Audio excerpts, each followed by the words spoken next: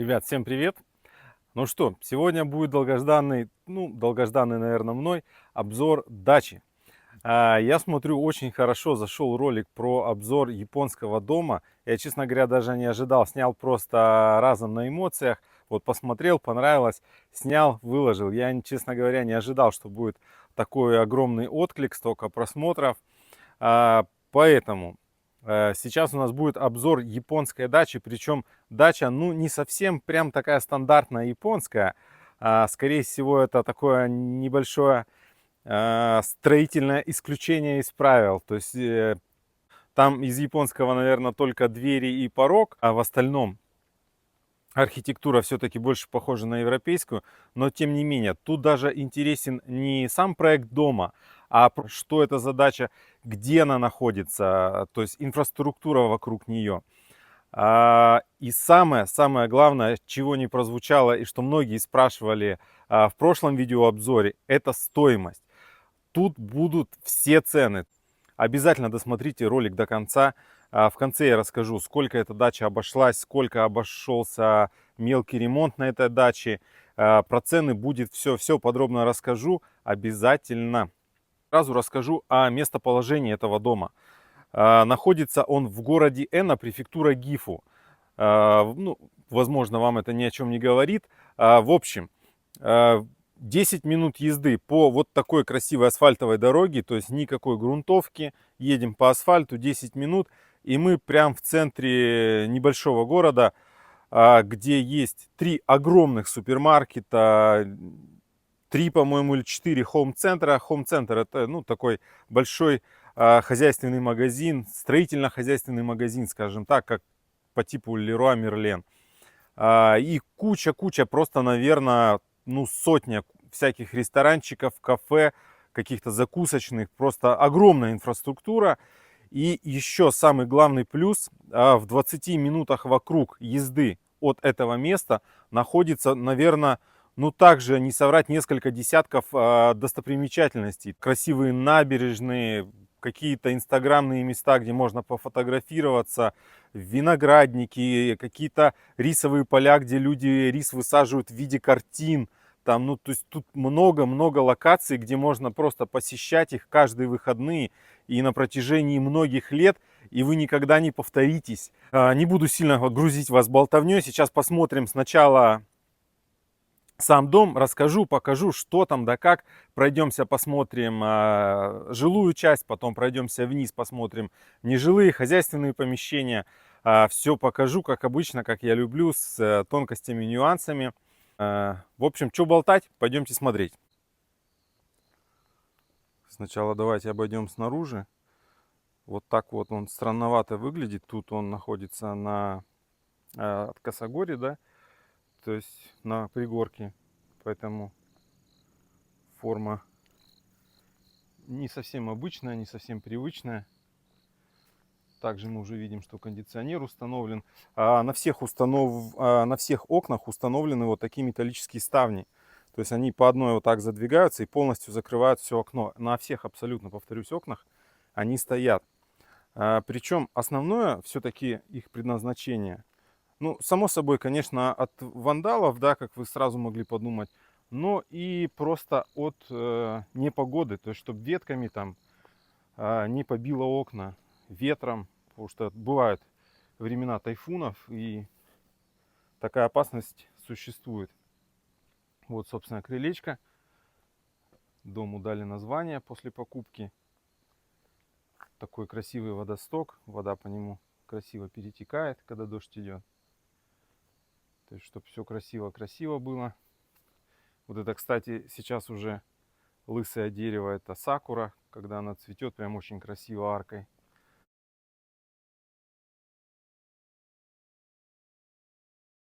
Над спуском надвисает. Дом построен по канадской технологии, то есть деревянный. Причем постройки дом 1995 года постройки, то есть дому 30 лет. Он очень хорошо сохранился, то есть без каких-то трещин, перекосов, без гниения и всего подобного. Это вот газовый котел стоит. Да, дом газифицирован. Причем, вот смотрите, да, там видите 3 баллона вдалеке. Раз, два, три. А в Японии то есть центральный газ, который по трубам идет, и есть вот газ такой баллонный. Но именно как пользователь вы никогда не ощутите разницы. То есть вам не надо знать, сколько в баллоне осталось. Вам не надо заказывать газовую службу или уж тем более вести этот газовый баллон. Это все происходит автоматически. Газовики сами видят, когда газ заканчивается, приезжают, меняют. Вы даже не видите и не замечаете, как это происходит. То есть очень удобно. Да, он такой, газ чуть дороже стоит, но тем не менее также все удобно. Вот эта зона барбекю уже построена после покупки дома. Вот тут можно жарить мясо, причем можно жарить прямо на столе. Газовый небольшой гриль. Вот так вот здесь все красиво оформлено. Сейчас уже осень, листва падает. Медведь доедает свою рыбу. Костровище. Площадка на дереве. Можно сидеть и созерцать лес. Давайте поднимемся, раз уж подошли. Здесь лавочка. Кот играет на саксофоне. Буквально, наверное, метров 40-50 озеро с карпами, с большими, с огромными карпами. Причем маленькое озеро с большими карпами.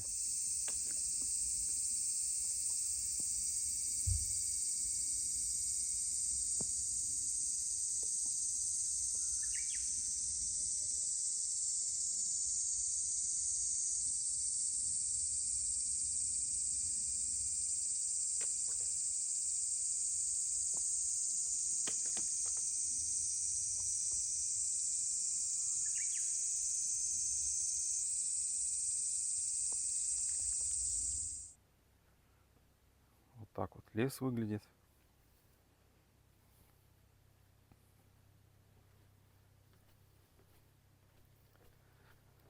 Да, кстати, про дом. Площадь дома 65 квадратных метров. Площадь всего участка, на котором он находится, 6 соток. Причем для Японии 6 соток это прям огромная земля, чтобы вы понимали. Если покупать в центре города дом, то, как правило, земли под ним, ну там от 60 до 100 квадратов максимум. Поэтому, когда тут 600 квадратов, это прям много-много для Японии и дорого-дорого. Асфальтовая дорога прям до дома идет. То есть нигде по грунтовке вы не едете. И причем эта дорога тупиковая. Здесь всего 3 дома. Раз, два и третий вот прям сразу за углом. И там как раз площадка для разворота. Поэтому эта дорога не проездная. Также очень удобно. Можно играться, делать что угодно. И никто тут вас не собьет. Ну, пойдемте в дом. Посмотрим, как внутри. Я думаю, вам очень понравится. Вход, опять же, в японском стиле. То есть всегда вот этот есть порожек. Причем сам дом далеко не в японском стиле. По-моему, в японском тут только, ну, может быть, санузел и вот вход. Потолки для Японии достаточно высокие. То есть здесь я уже не могу дотянуться до потолка.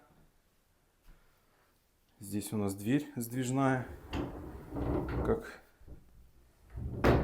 любят в Японии. Вот так вот все закрыто. Здесь у нас спальня первая. Вот он, собственно, кондиционер, кровать, 2 футона. Футоны, ну, это типа матраса с набором постельного белья, там, подушкой, одеялом. В Японии принято, ну, в большинстве случаев спят на футонах. Кровать это не так часто попадается. Тут вот есть и то, и другое. Окошки. Причем часть мебели досталась от прошлых предыдущих хозяев. Также кондиционер, это все стояло. Комод, шкаф огромных размеров. Тут также еще хранится 2 футона. Но он просто огромный. Просто огромный. Там еще можно 2-3 человека поселить в этом шкафу. Причем хочу вам показать. Смотрите, здесь вот такое окошко в японском стиле. То есть вот эта бумага, да, это не стекло, понимаете. Но посмотрите, какой вид открывается с этого окна.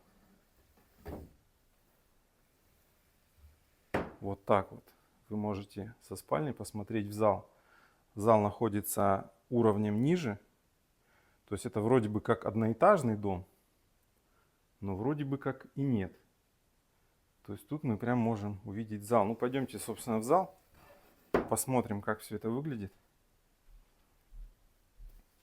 Проект дома очень интересный. Очень нетипичный для Японии. Вот такая лесенка. Причем очень из какого-то, ну, похоже, из ясеня, да? Очень качественное дерево. Из ремонта за все время здесь менялись только обои. Все остальное абсолютно осталось 95-го года, как дом строился. Ничего не менялось, только обои переклеились.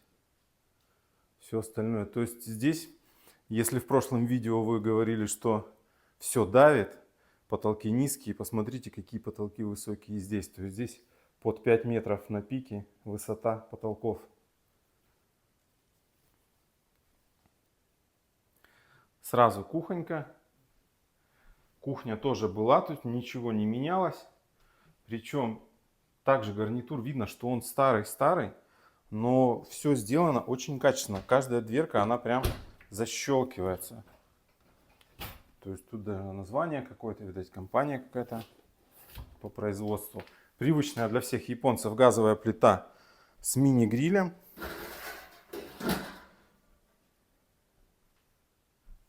Смеситель даже, видите, вот прям пластик старый, желтенький, но все работает просто идеально. Крану 30 лет, но он прекрасно функционирует. Вот такой вид. То есть стоите, моете посуду и спокойно, вполне спокойно может 1-2 оленя, там семья оленей проходить вот у вас под окном. Просто прогуливаться, причем неспешно, не пробегая там, а спокойно, пожевывая травку, проходить. Вытяжка, само собой. Стиральная машина, холодильник, микроволновая печь, ну, само собой, рисоварка. Это же Япония. Куда без риса деваться. Мусорка, масляный, не масляный, керосиновый обогреватель. Очень классный. У японцев они много лет производят такие обогреватели. То есть он без запаха. Очень хорошо греет, мало потребляет. Прям классная штука. Тут все для того, чтобы на даче не было скучно. Хотя скучно здесь не может быть. Интернет здесь стоит от Starlink. То есть очень быстрый, очень хорошая, устойчивая связь. Поэтому скучно здесь априори быть не может. Вот так вот все. Мебель это уже после покупки. Вот именно вот эту вот докупили. Вот эти 2 стульчика от предыдущих хозяев остались. Это уже купили после. Шкаф тоже от предыдущих хозяев достался. Такое освещение. Все очень-очень красиво оформлено. Опять же, это ж дача, настольные игры на любой вкус. Прям красота. Причем очень качественно выполнена вся электроразводка, то есть никакого колхоза. Дом строила компания на тот момент очень известная, очень крупная в Японии, но через там лет 10, говорят, они разорились. Но на момент постройки, то есть когда... Причем у дома был всего один хозяин, он не менялся, он его заказывал у этой компании, он, говорит, не экономил, то есть заказывал все самое лучшее, все самое хорошее. Вот даже посмотрите окна. Окнам 30 лет, но даже здесь встроенный есть клапан микропроветривания, да? То есть можно открыть, можно закрыть. Само собой защелочки. Вот такая, можно вот так вот скинуть вот этот бегунок и уже не открывается.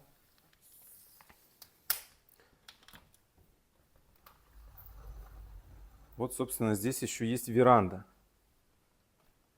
Можно выйти с утра, чаек попить,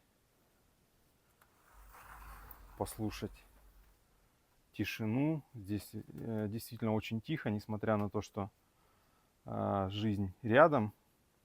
Но здесь очень-очень тихо. Он между сопок находится, в распадине. Здесь практически не бывает ветра. И вот всегда прям очень-очень тихо.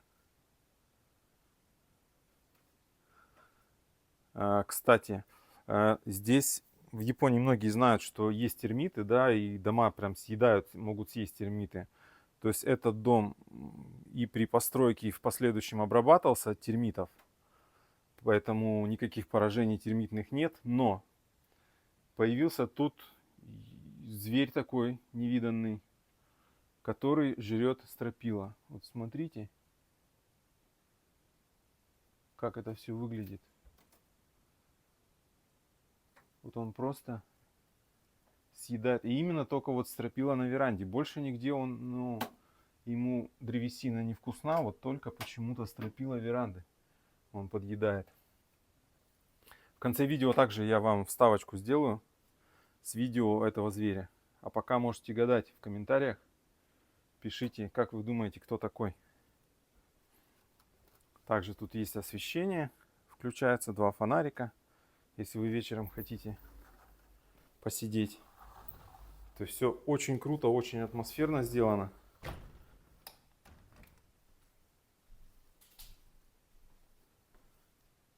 На всех практически окнах есть этот клапан. Так, ну и немаловажное место. Санузел, ванна. Давайте посмотрим, что тут творится. Собственно говоря, умывальник. Вот так вот все выглядит. Тоже видно, сантехника вся старая. Но все абсолютно работает и работает также идеально. Кафель, нигде не трещинки, все затирки. Затирка сделана прям качественно. Полы проливные, то есть есть слив на полах. Тоже тут такое окошко. Унитаз само собой. С функцией биде, подогрева. Ну, посмотрите, да, тут как в космическом аппарате управления. И, собственно, ванна.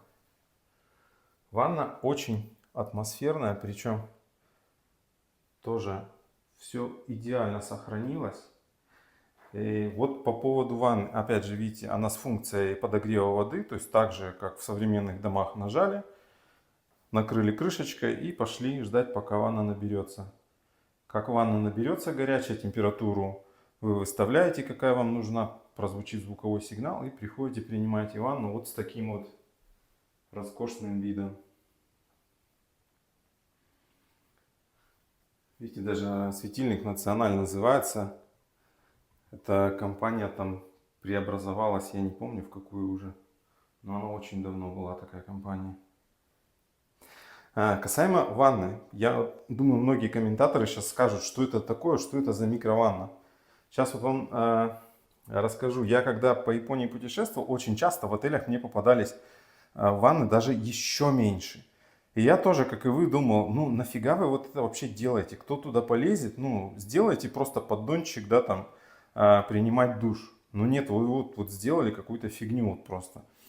Но нет. Я пробовал неоднократно принимать такие ванны. Вот у меня дома ванна 1,80 м длиной, но я когда ложусь и набираю полностью, все равно у меня коленки торчат. В этой ванне и удобно находиться, ну то есть удобно принимать эту ванну. И коленки не торчат у меня, по крайней мере, все отлично. Прям и воды, я думаю, что меньше уходит. То есть японцы все продумали, все просчитали. Как обычно, душ принимают здесь, а там только ванну. То есть моются здесь, а там релаксируют. Вот так вот у японцев устроено. Причем, смотрите, тут тоже куча кнопок. Это вот свет в 3 помещениях. Свет, да, у нас ванна, умывальник и туалет. И плюс еще 2 кнопки, это вытяжка. Либо в туалете вы включаете вытяжку, либо в ванной, когда моетесь, тоже, чтобы пар у вас не стоял, работает вытяжка. По классике щиток, электрощит почему-то всегда в Японии делают в ванной, где сырости больше. Ну вот так вот они решили. Также управление горячей водой, газом.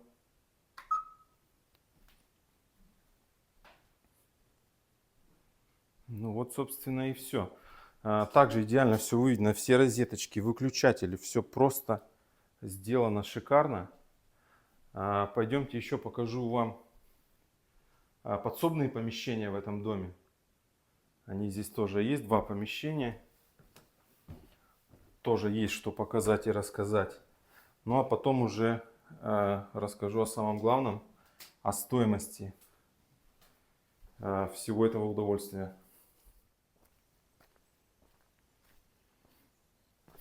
Декоративное освещение сделано. Ночью здесь прям светло, красиво, атмосферно.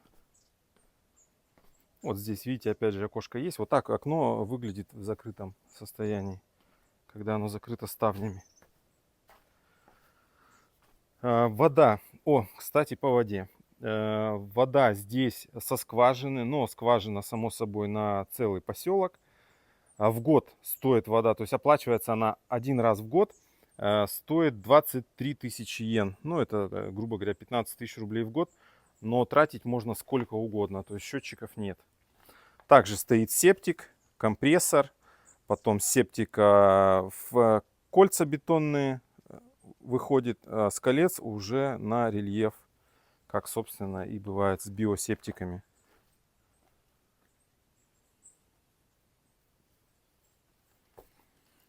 Итак, подсобное помещение. Ну, здесь не убрано. Здесь обычный строительный бардак. Тоже многое досталось от предыдущих хозяев. Этот стеллаж, вот какие-то окна старые. Ну, не об этом речь. Смотрите. Здесь температура падает до 7 градусов, минус 7 градусов. Поэтому, то есть вода в теории перемерзнуть, конечно же, может. Смотрите, как грамотно все сделано. Все трубы утеплены. И плюс, смотрите, вот здесь вот видите, много розеточек сделано. Много прям розеток. Они идут, и вон там розетки есть. Для чего это сделано? Само, ну, вы уже догадались, да, это греющие кабеля. И смотрите, как грамотно это все сделано. Эта вытяжка работает при влажности, она включается, когда влажность выше 60%. Если влажность падает, соответственно, она просто выключается и не работает. Чтобы тут не отсыревало, чтобы дом не сырел, не цвел. То есть, видите, вот, да, это дерево, фанера, все в идеальнейшем состоянии. Но вот смотрите, можно включить зимний режим. Вот слушайте, что происходит. Слышите, щелкнула заслонка, то есть выключилась вытяжка. Закрылись шторки на вытяжке, чтобы воздух холодный не шел. И сейчас включился подогрев всех труб. То есть это, грубо говоря, зимний режим. Вот нажали, она опять щелкнула, начала работать. То есть сейчас влажно, поэтому она работает. На тот случай, если вы не хотите здесь зимой жить, сделаны вот 3 вот таких крана. То есть сначала перекрываете воду на улице, там есть специальный лючок такой. Потом открываете все краны и полностью вся система, причем сделана так, уклоны, все это учтено, чтобы полностью вода слилась и нигде не осталась. И у вас система, грубо говоря, полностью опустошена, законсервирована, и вы можете спокойно оставить дачу на зиму и не приезжать сюда, не беспокоиться, что у вас что-то перемерзнет. То есть очень грамотно все сделано на случай, и если жить круглогодично, и на случай, если вы хотите здесь жить только летом. Ну и второе помещение, также бардак, само собой, это же дача, куда без него. Ну, здесь просто всякий хлам. Велосипед один тоже от предыдущего собственника, вентиляторы, какие-то столы, обогреватель еще один керосиновый, стремянки, это осталось также, предыдущий собственник оставил. Также все тут идеально выглядит, если прибраться, конечно. Причем 65 квадратов, я говорил, без учета вот подсобных помещений. То есть это именно полезная площадь наверху. Компрессор воздушный для септика всегда у японцев стоит отдельно. Он не в септике, как у нас. Стоит включен, работает. Все функционирует.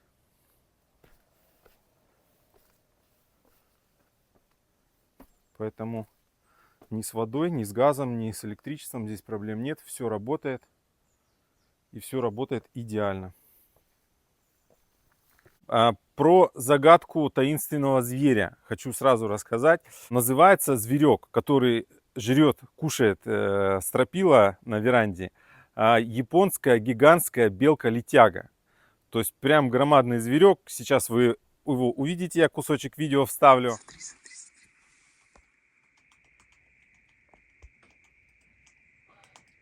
Смотри, она все продолжает точить чисто. И вообще по хрену вообще. Слушай, ну она здоровенная, капец. Так смотри, она держит в руке чисто этот кусок стропила держит чисто и жрет, на нас смотрит.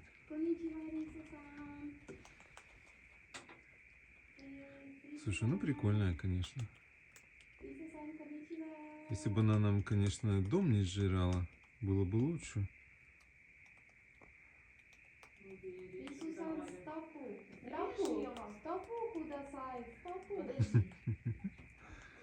Смотри, ну она сумасшедшая. Вот смотри, хвост свисает, сколько она. Вот тело, блин, комары полетели уже. Она повернулась попкой. Рису-сан, ты офигела? Хвост сантиметров, да блин, 50 сантиметров Да хвост. это лиса какая-то. Да ну просто огромная. Может, это летающая лиса? Давайте я за хвост. Да, видела. Как он выглядит.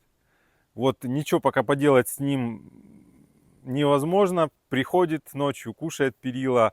Отпугнуть пока не получается.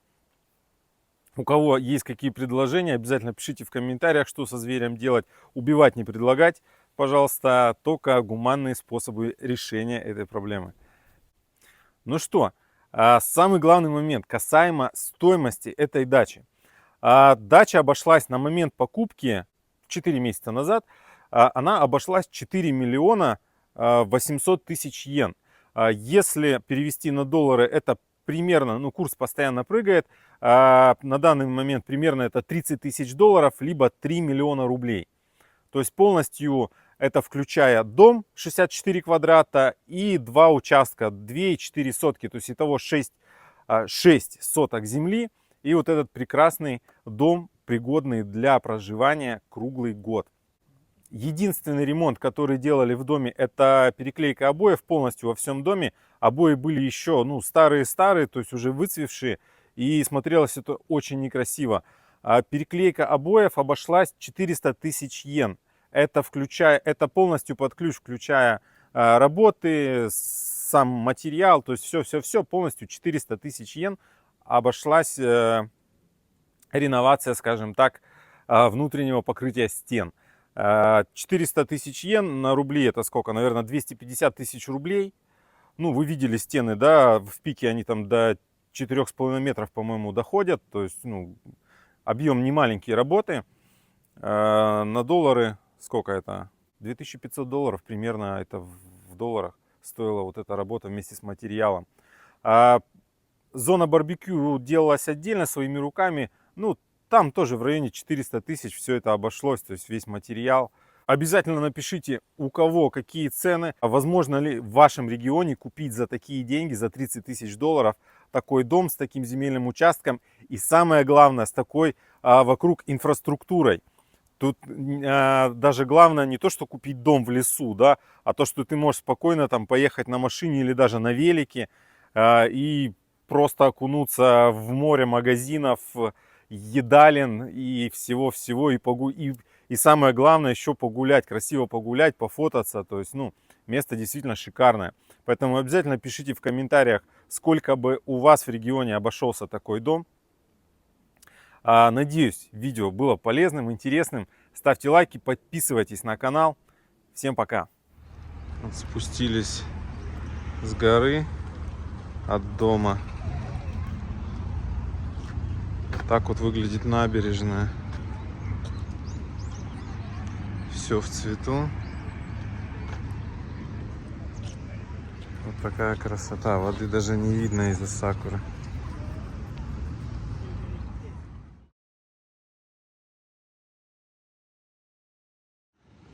Вот мы приехали, 20 минут езды от дачи. Казалось бы, обычное банальное место, плотина, дамба, как правильно назвать.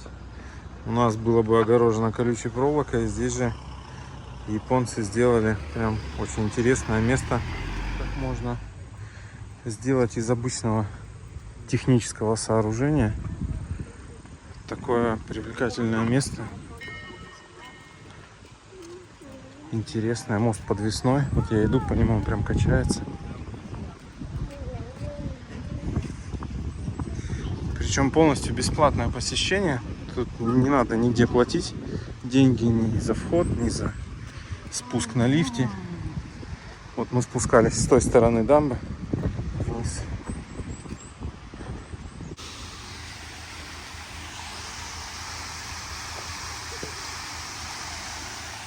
Вот так вот все красиво оформлено.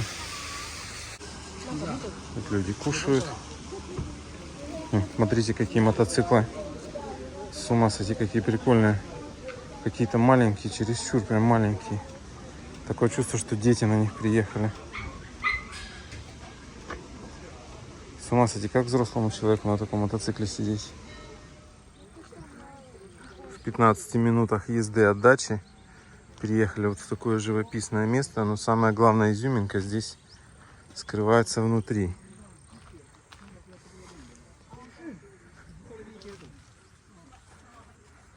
Вот такая красота, размер просто ошеломляющий. Винограда просто море.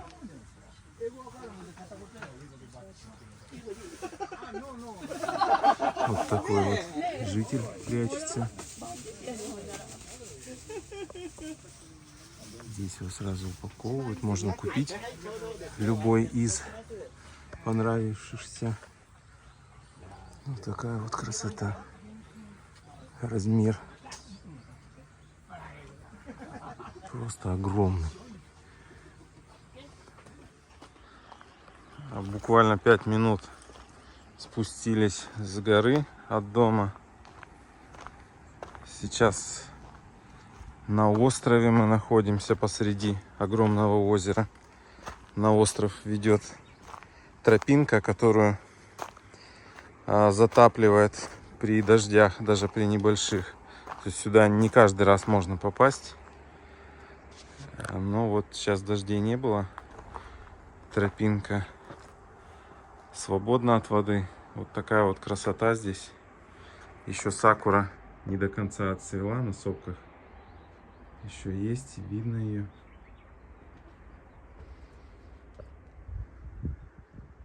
В озере просто огромное количество рыбы. Там плот какой-то плавает. Это беседка и колокол желаний.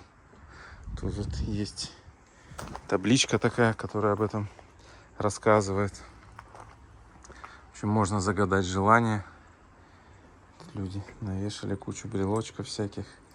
Кто-то деньги ложит.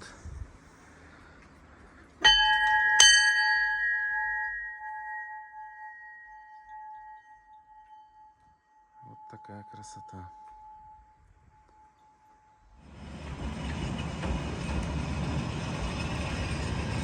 Вот красивенький.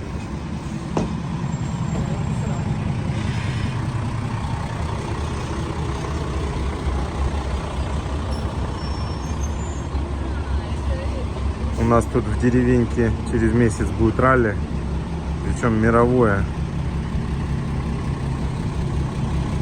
Будем делать репортаж. Ох, какая красота.